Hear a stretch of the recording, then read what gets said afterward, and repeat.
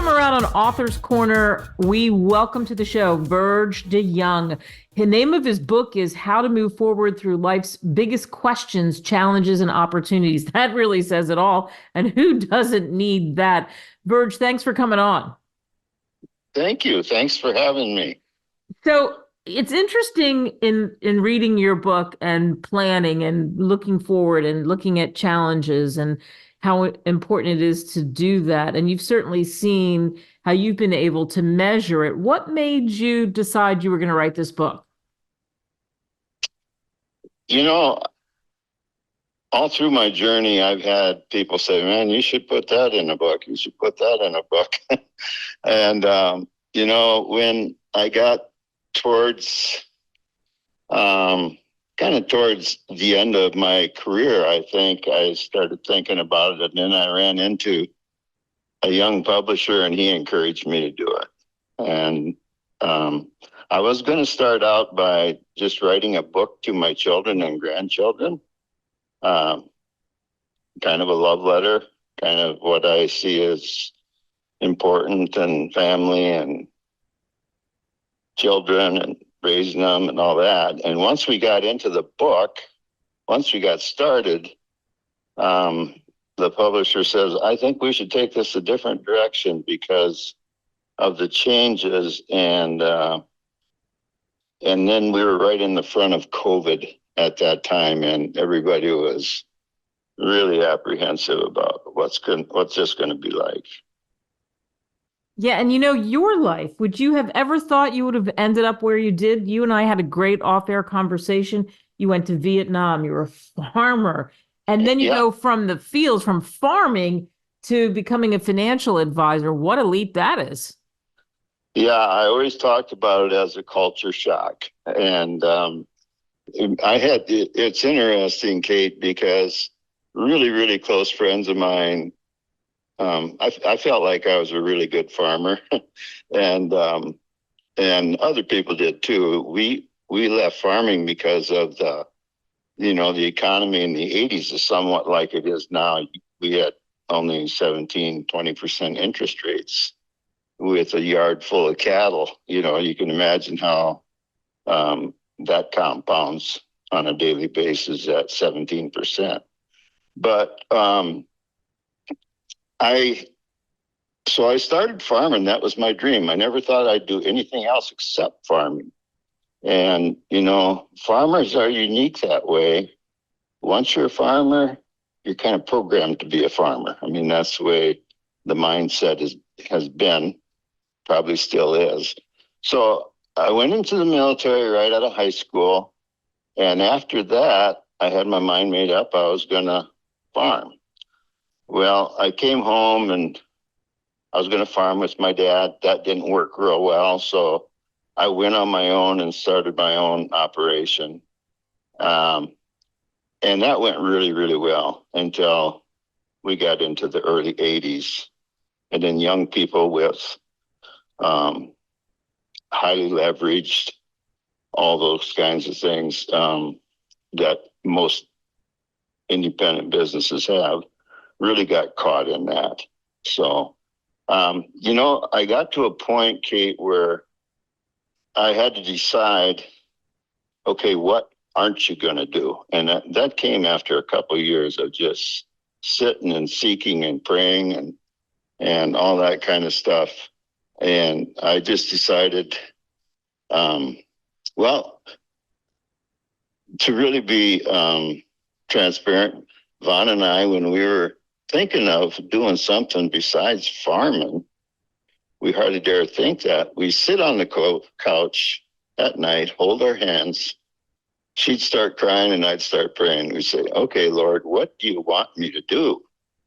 How do we get through this? And most of the time we prayed, Lord, teach us how to save the farm, or show us. And finally, when I got to the point of I was ready to let go, then I said, Lord, what do you want us to do? And then we started to get, windows started to open slowly, and that gave us direction. But people that saw me go through that, Kate, it was an eye opener for a lot of people, because I was a big farmer, had a lot of visibility in the community, and I didn't advertise that I was getting out of farming. We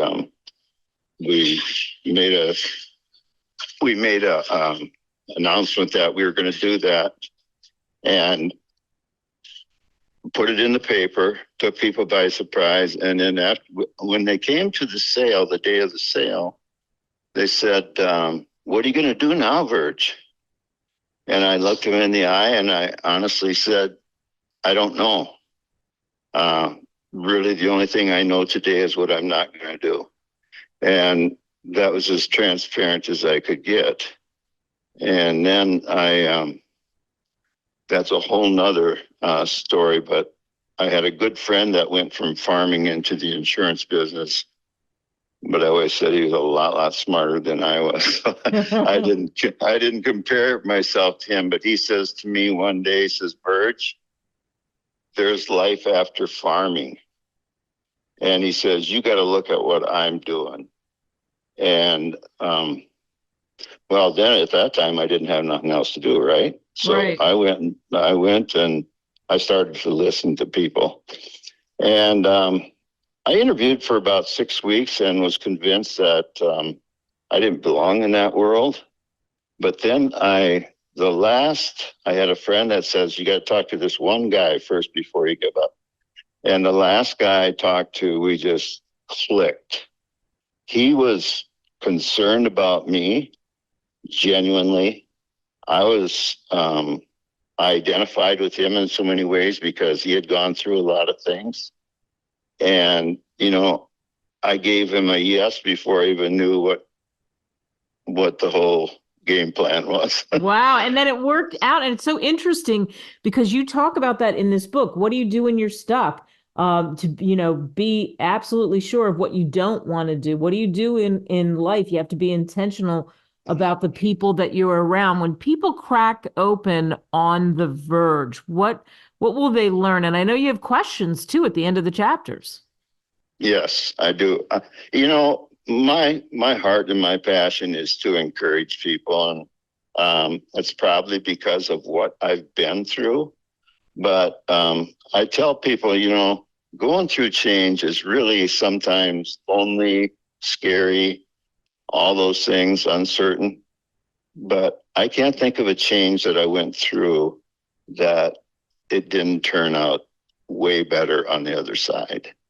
And I think that's something that you really got to remember when you're in the dark. And so, when I was a senior in high school, my mom took her own life. That was she was only 38 years old at that time. Mm. And that was another thing that shook the community because she was the last person you would think would do that. And, she had 5 children, and so I had that just the year before I went to the service. And so our family saw a lot of events through that short period of time. And then when I got into the business, I had people tell me, boy, Virg, I never thought I'd see you in this business. And then when I was farming, that's what they would say to me. And then when I got into this business a few years, I had one of my closest friends in California say, boy, Virg, I can't even think of you as a farmer anymore. But the thing that's important in that is the people. And I had one person that looked me in the eye, and I remember him saying, Virg, there's so many people out there that need to hear what you have to say. And I didn't know what that had to do with the business or anything like that. But as you know, Kate, that's how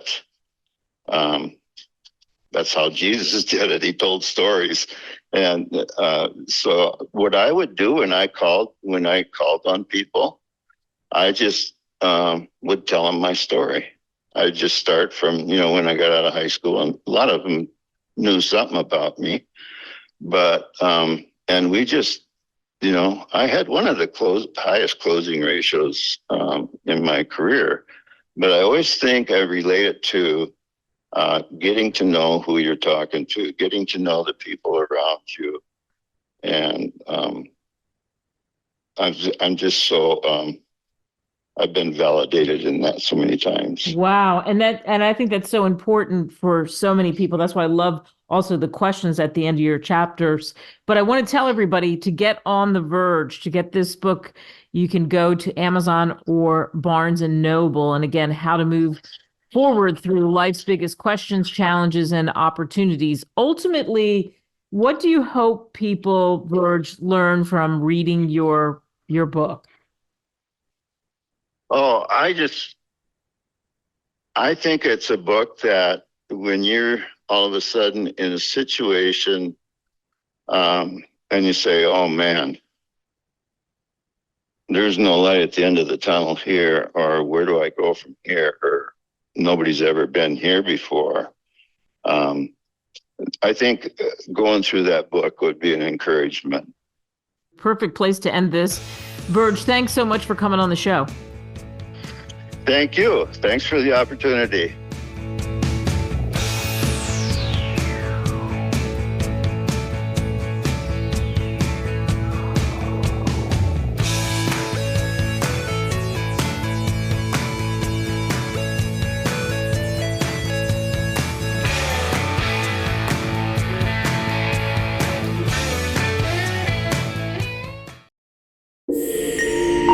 Visit us at www.greatwritersmedia.com. Email us at info@greatwritersmedia.com or call us at +1 877 556 0487.